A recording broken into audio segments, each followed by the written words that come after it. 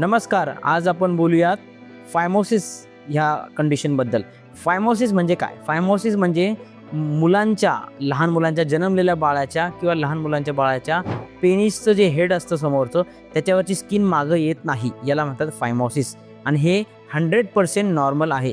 प्रत्येक जन्मलेल्या बाळाला 100% बालकांना फायमोसिस असतं. म्हणजे पेनिसच्या टिपची हेडची स्किन मागं येत नाही, ती समोर अशी असती, ती रिट्रॅक्ट होत नाही.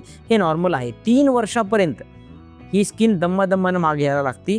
5 ते 7 वर्षापर्यंत बऱ्याच मुलांची स्किन ही मागे यायला लागती आणि त्या हेडच्या मागेपर्यंत पोहोचायला लागते आणि समोर पण जायला लागते. क्वचित मुलांमध्ये प्युबर्टीपर्यंत ही स्किन मागं येणं ही प्रोसेस चालू असते. याला फिजिओलॉजिकल फायमोसिस असं म्हणतात. याच्यात काहीही घाबरण्यासारखं नाही आहे.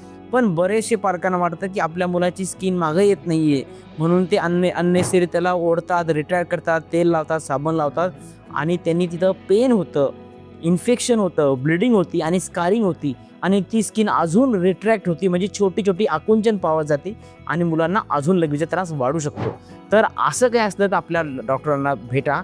जेव्हा तुमच्या बाळाचं हे काही न करता लघवी करायला त्रास होतोय, कणून लघवी करतोय, तिथं फुगा आल्यासारखं होतंय, खूप जोर लावावं लागतो, लघवीचं इन्फेक्शन त्याला तिथं होऊ लागले, फोरस्किनचं किंवा युरिनरी ट्रॅक्ट इन्फेक्शन त्याला होत आहे, तर तुम्हाला डॉक्टरांना जाऊन भेटायचं आहे आणि त्याच्यावर उपचाराची गरज आहे की नाही बघायचं. नेक्स्ट व्हिडिओमध्ये मी तुम्हाला सांगणार आहे सर्कमसिजन म्हणजे ती फोरस्किन कट करण्याचं ऑपरेशन कोणत्या मुलांना लागू शकतं हे आपण नेक्स्ट व्हिडिओमध्ये बघू. थँक्यू.